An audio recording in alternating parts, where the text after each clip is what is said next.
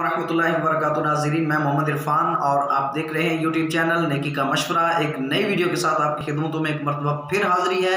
और आज की इस वीडियो में नाज़रीन मैं बताने जा रहा हूँ दुआ की कबूलियत का वक्त।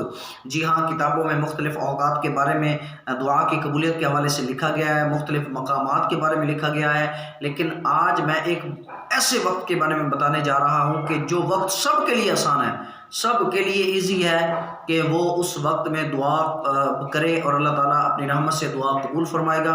तो हम सुनेंगे कि वो कौन सा वक्त है। आपसे इस रिक्वेस्ट इतनी है कि वीडियो को एंड तक देखें ताकि आप तवज्जो से वो सुन पाएँ और फिर उसके मुताबिक आप दुआ मांगना शुरू करें। चुनांचे सुनन अबू दाऊद शरीफ जिल्द अव्वल सफ़हा 220 पर एक रिवायत नकल की गई है।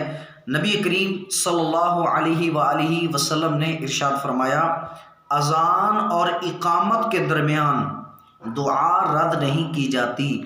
अज़ान और इकामत के दरमियान का जो वक्त है इसमें दुआ रद्द नहीं की जाती। तो आपसे इल्तिजा है, बिलखुसूस उनके लिए तो ज़्यादा आसान है जो 5 वक्त की नमाज पढ़ने के आदी हैं, और जो नहीं हैं वो उनको आदत बना लेनी चाहिए। और जैसे ही अज़ान हो और इकामत के दरमियान जो वक्त होता है उस दौरान आप जो है ना वो अल्लाह पाक से अपनी इल्तिजाएँ करें, अल्लाह पाक की बारगाह में अपनी मारूज़ात पेश करें, अल्लाह पाक की बारगाह में गिड़गिड़ा कर दुआएँ मांगें, क्योंकि इस वक्त को कबूलियत दुआ का वक्त इस हदीस में फरमाया गया है।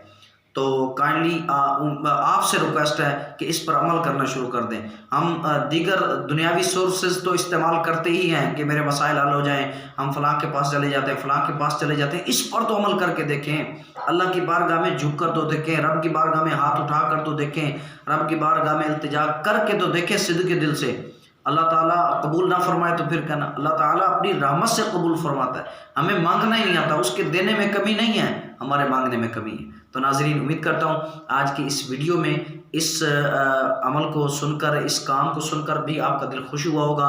और आज की इस वीडियो को सुनने के बाद आपके ज़हनों में ये आ गया होगा कि हमें दुआ करनी चाहिए और हमें दुआ के लिए इस वक्त को चूज़ कर लेना चाहिए। तो देर किस बात की, अज़ान और इकामत के दरमियान जो वक्त है उसमें दुआ करना शुरू करें। अल्लाह अपनी रहमत से कबूल फरमाए।